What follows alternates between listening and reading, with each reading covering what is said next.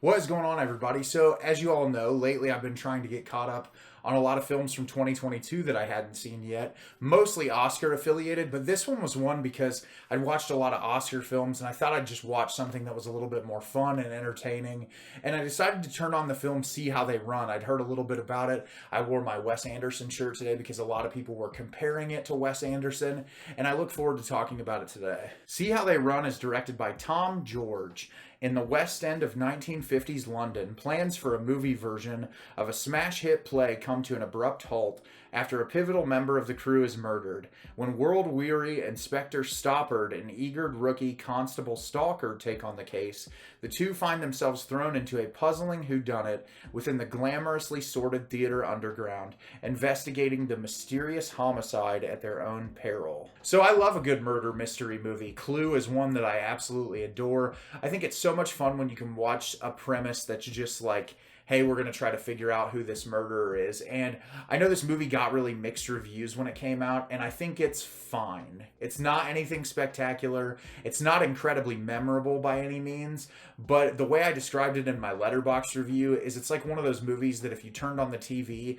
and you didn't really know what you'd want to watch, that you could put it on in the background and you could find yourself having a good time. Because even though it's a murder mystery and a whodunit, it's not like you have to really pay. It's not like an art house whodunit or something that you're going to really have to pay attention to a lot of visual cues. It's very simplistic, and it does have its cute moments. The two detectives are played by Sam Rockwell and Saoirse Ronan. I think Saoirse Ronan really does the best job in this movie. She's got that quirky, fun, entertaining energy that Saoirse Ronan is known for. I always enjoy her whenever she's in a movie, and this film looks at there's an Agatha Christie play that's going on in London, and one of the people in charge of helping the performance is murdered at the beginning of the film. And so the two detectives come and try to start figuring out who murdered this person that is involved in this play and this production. And so we're introduced to this large cast of characters that are all involved with it, and it's the detectives trying to pick apart who these people are. You do get the introduction of Agatha Christie as a character, which I thought was really cool.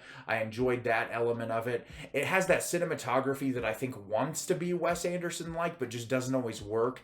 It had these moments where they tried to do split screen, which, like, I think of the best way split screen can be used, a film like Brian De Palma's Sisters, where it's so perfectly handled, where you have two things going on, that the suspense is, you know what's happening with both characters. And so when the two moments finally meet, you're just on the edge of your seat figuring out who's going to know what's going on, where's the suspense there. And De Palma does that perfectly in that film. I think he handles it so well.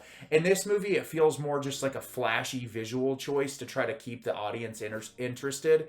And I didn't love it. I didn't think that it was really all that necessary. It could have been a lot more straightforward, but I understand the director probably wanted this to be a lot more than it actually was. Most of the characters in this are forgettable other than our two leads. Adrien Brody is in this film for a brief moment. He does okay. I love Adrien Brody, but there's sometimes that I just feel like he's hit or miss. In this movie, he's entertaining. He's charming while he's in the film. But other than that, it's just one of those movies that I got done and I was like, you know what? It was really charming and it was fun and the characters were quirky.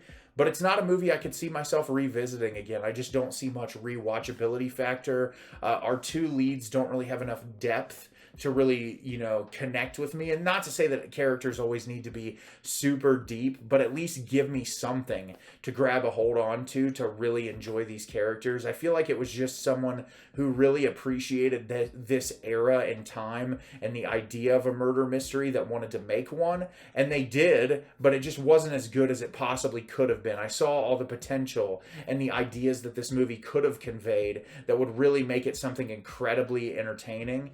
And instead, it was just a casual, I didn't hate it. I didn't love it. I just kind of was in the middle on it. And I think if you're looking for something to just kind of shut your brain off and enjoy for an hour and a half, See How They Run is not the worst decision that you could make. So have you seen See How They Run? Did you love it? Did you hate it? Leave me a comment down below and let me know what you thought. I thought this movie was pretty average. I'm probably not going to think about it very much after watching it, and I don't see myself revisiting it for a while at least. As always, if you liked the video and subscribe to the channel, it helps me out a lot and lets me know the type of content you're looking for. I'm always putting out new material and look forward to getting more out for you in the near future. And as always, everyone, thank you so much for watching and have a great rest of your day.